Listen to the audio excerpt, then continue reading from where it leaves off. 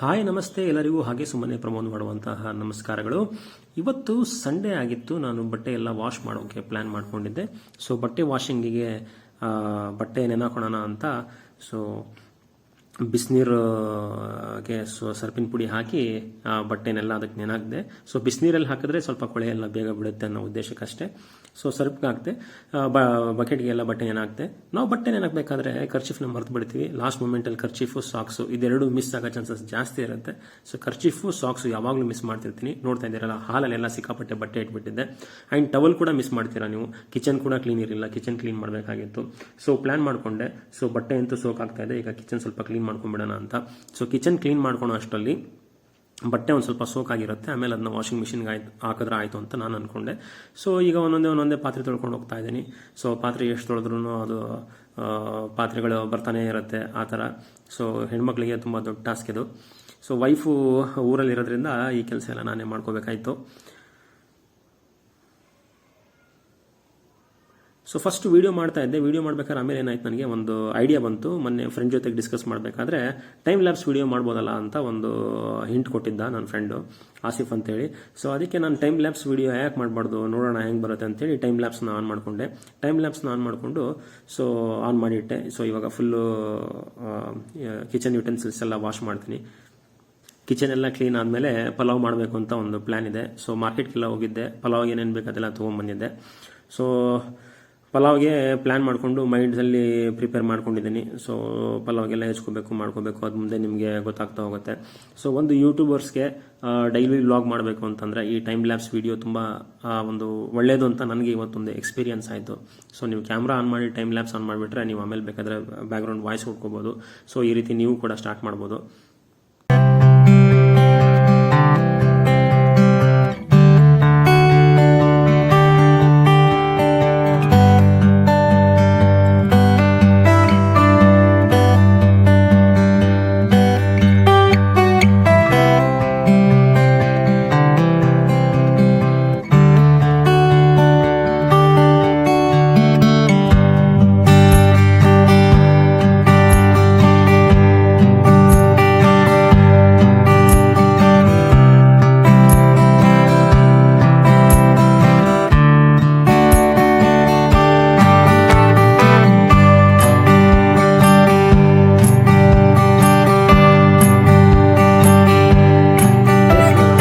ಪಲಾವ್ಗೆ mind set ready ಮಾಡ್ಕೊಂಡಿದ್ದೀನಿ ಅಂತ ತೊಗೊಂಬಂದಿರೋ ತರಕಾರಿ ಕವರ್ನೆಲ್ಲ ಓಪನ್ ಮಾಡಿಕೊಂಡು ಅದರಲ್ಲಿ 2 ಟೊಮೊಟೊ, 2 ಈರುಳ್ಳಿ, ಒಂದು 5-6 ಬೀನ್ಸು, ಒಂದು 4 ಮೆಣಸಿನ್ಕಾಯಿ, 1-2 ಕ್ಯಾರೆಟು, ಅದ್ರ ಜೊತೆಗೆ ಒಂದು 3 ಆಲೂಗಡ್ಡೆ ತೊಗೊಂಡು ರೆಡಿ ಮಾಡಿಕೊಂಡೆ. ಸೊ ರೆಡಿ ಮಾಡಿಕೊಂಡು ಒಂದು ಪಾತ್ರೆಯಲ್ಲಿ ನೀರು ತೊಗೊಂಡು ಆ ನೀರು ಹಾಕ್ಕೊಂಡು ಅದನ್ನೆಲ್ಲ ಸ್ವಲ್ಪ ವಾಶ್ ಮಾಡ್ಕೊಳೋಣ ಅಂಥೇಳಿ ಸೊ ವಾಶ್ ಮಾಡ್ಕೊಳಕ್ಕೆ ರೆಡಿ ಮಾಡಿಕೊಂಡು ಸೊ ಅದನ್ನೆಲ್ಲ ಕಚ್ಚ ಅಂತ ಕಟ್ ಮಾಡಿ ಪಲಾವ್ಗೆ ಹೆಂಗೆ ಬೇಕು ಹಂಗೆ ರೆಡಿ ಮಾಡ್ಕೋಬೇಕು ಅಂತ ಮೈಂಡ್ ಸೆಟ್ಟಲ್ಲಿ ಫುಲ್ ಪ್ರಿಪೇರ್ ಆಗಿದ್ದೆ.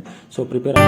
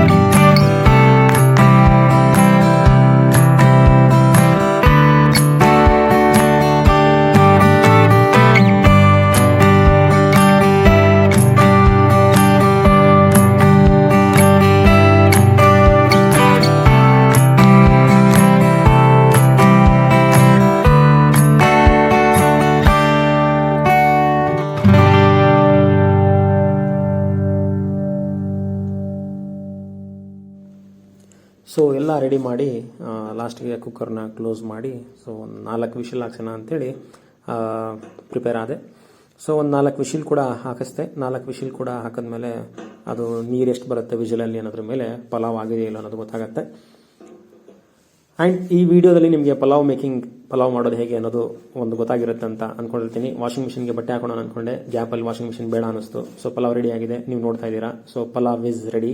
ಸೊ ಇವಾಗ ಊಟ ಮಾಡಬೇಕು. ಸೊ ಆಲ್ರೆಡಿ ಟೈಮ್ ಲೇಟ್ ಆಗಿತ್ತು. ಸೊ ಪರವಾಗಿಲ್ಲ, ಸಂಡೇ ಅಲ್ಲ. ಸೊ ಪ್ಲೇಟ್ಗೆ ಹಾಕೊಂಡು ಊಟ ಮಾಡ್ಕೊಳಕ್ಕೆ ನಾನು ರೆಡಿ ಆದೆ. ಸೊ ಸ್ವಲ್ಪ ಸಣ್ಣ ಪುಟ್ಟ ಕೆಲಸ ಇತ್ತು. ಆ ಸಣ್ಣ ಪುಟ್ಟ ಕೆಲಸಗಳನ್ನೆಲ್ಲ ಮಾಡಿದ್ದೆ, ಐರನಿಂಗು, ವಾಷಿಂಗು. ಸೊ ಅದೆಲ್ಲ ಸಣ್ಣ ಪುಟ್ಟ ಕೆಲಸ ಮಾಡಿಕೊಂಡು ಇವತ್ತಿನ ವ್ಲಾಗ್ ಮುಗಿಸ್ತಾ ಇದ್ದೀನಿ. ಹಾಗೆ ಸುಮ್ಮನೆ ಪ್ರಮೋದ್ ಯೂಟ್ಯೂಬ್ ಚಾನಲ್ಗೆ ಸಬ್ಸ್ಕ್ರೈಬ್ ಆಗಿಲ್ಲ ಅಂದರೆ ಸಬ್ಸ್ಕ್ರೈಬ್ ಮಾಡಿ, ಸಪೋರ್ಟ್ ಮಾಡಿ ಅಂತ ಹೇಳ್ತಾ ಮುಂದಿನ ವ್ಲಾಗ್ ಒಂದಕ್ಕೆ ಸಿಗೋಣ. ಅಲ್ಲಿ ತನಕ ಸಿ ಯು, ಟಾಟಾ, ಬಾಯ್.